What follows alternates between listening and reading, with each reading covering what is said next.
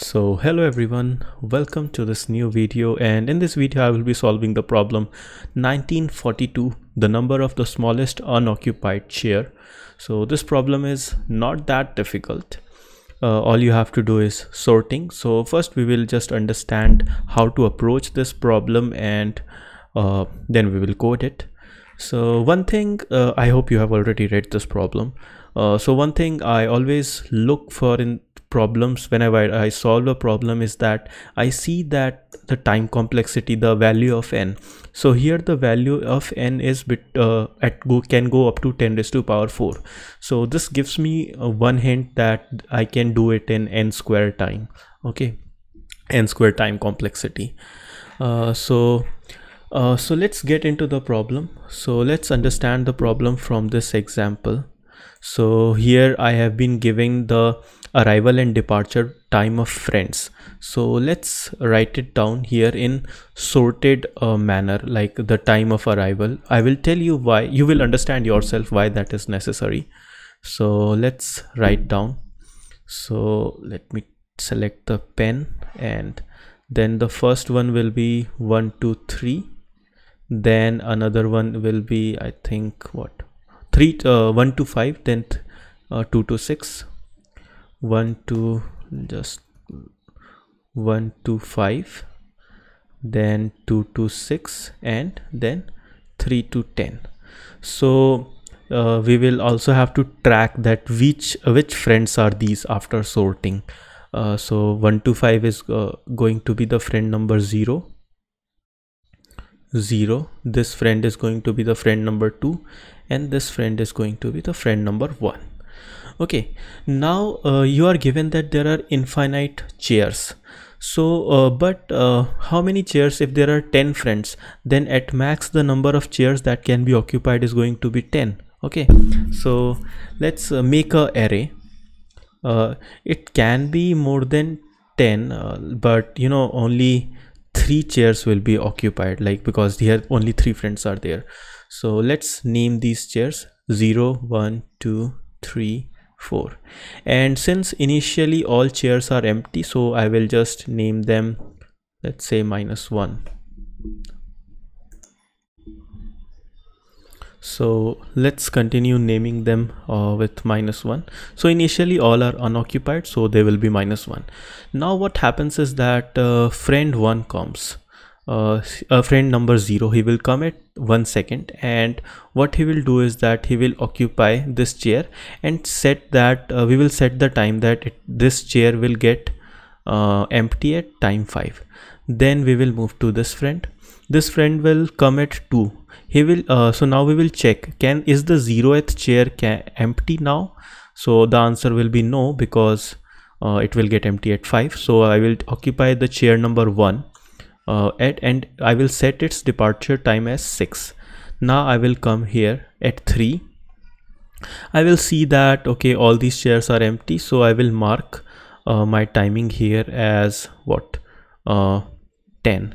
Because it will, the third friend, the friend number 1 will occupy this chair, and this chair will get empty at 10 seconds. So let's suppose if there was another friend who was going to come at, let's say, 8 and was going to leave at, let's say, 10. 8 and 10. What have I written? Okay, so what will happen is that we will check that, we will see that this 0th chair, I will see that, okay, this 5 is less than 8, so this person would have left by now, so I can occupy this chair, and this chairs will be occupied by this friend. Let's name it, let it be the 4th friend, and this will become what, 10, because like it will get vacated at 10.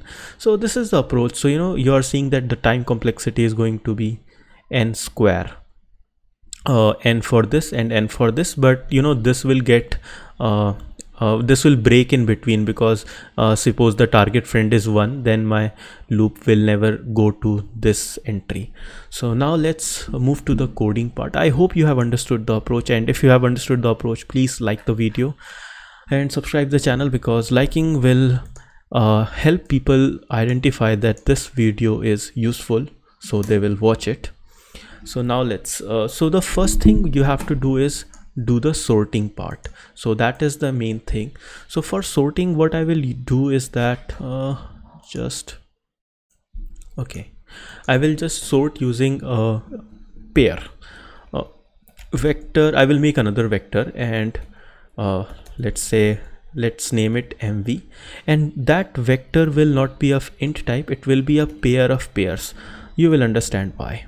So pair of int comma pair of int comma int. Okay, so this is the, let this vector be called MV. So what this vector means is that I have to track this also, 0 and 1. So I am creating a vector which is going to be going to look like this.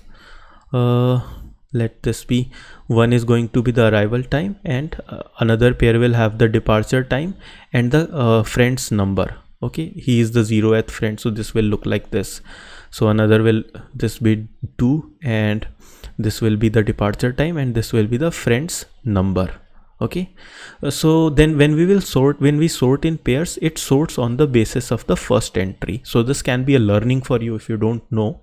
It will sort on the basis of this number. Initially there will be some random, let this will be 2 and this will be 1 and so on. This will also be changed. So this is going to be the structure of my vector. Now let's fill this vector. So for int I is equal to 0, I less than what? Let me just make another variable, int n is equal to times dot size, and let this be n I plus plus, and then we will go below and we will make a pair of int pair, or just let's just copy this one part. Okay, this much. Copy, and then I will paste it. This is just so that I don't do any mistake accidentally, and for you to understand. P is equal to what?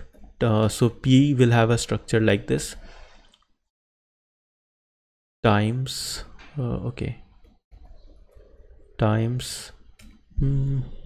times I 0, so this will be the arrival time, and there will be another pair in this, so this will be times I 1, this will be the departure time, and this, and now it will be I will be the friend's number.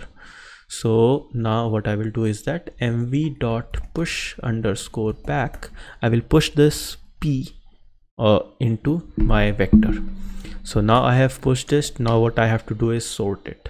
So sort mv dot begin comma mv dot end. So this will get sorted. So now whatever initially it was in times array, it will become sorted like this one. Okay, now it is pretty simple. So I will make another vector, so it will be vector int chairs, let it be chairs, let it be chair. Okay, chair n comma let's say -1. So -1 means that it is initially 0 and the total number of chairs are n, that is equal to the number of friends. So now I will write a for loop. So for int I is equal to 0, I less than n, I plus plus, and for the current friend that I am, I will just write some variables. Let's say the friend's arrival time will be what?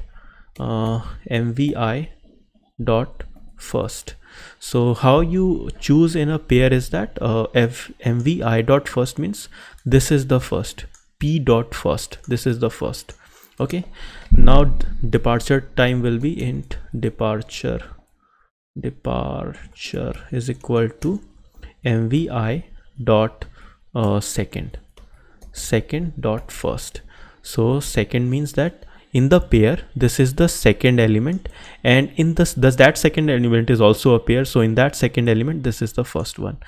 So this is how it goes, and int will be the friends. Now it will be friend number. So the friend number will be what?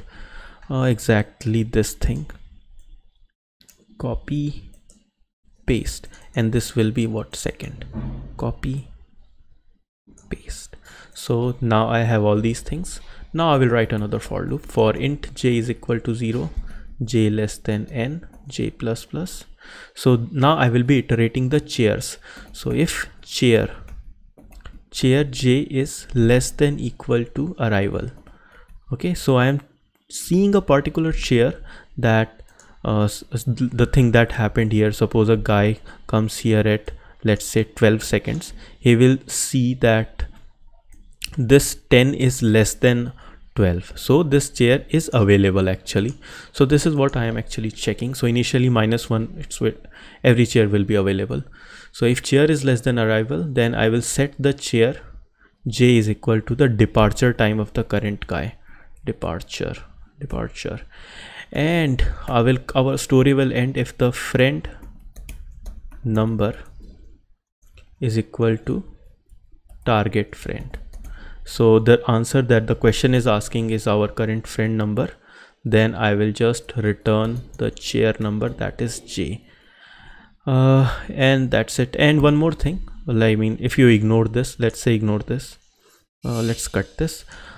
So once you have set the chair, you don't need to traverse into this for loop any further. So you will just break once you come inside this loop. Now let's paste this, Control V, and in the end you have to just return something. Let's say return 0. This is you will never come till this point, you will always return here. So that's the problem. Now let's test if everything is working fine. I hope I don't do any mistake. So this seems to work fine. Now let's submit it.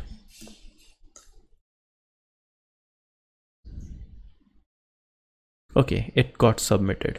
You know, it is a little bit, so this can be a homework on your part.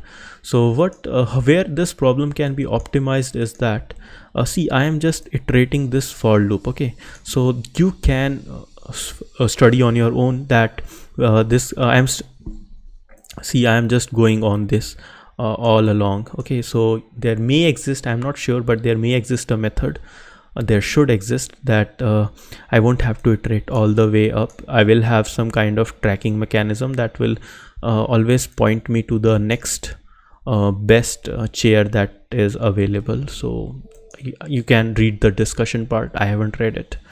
So that's it, that's the problem for you. So if you have understood it, please like the video and subscribe the channel. So thank you and have a nice day. Bye bye.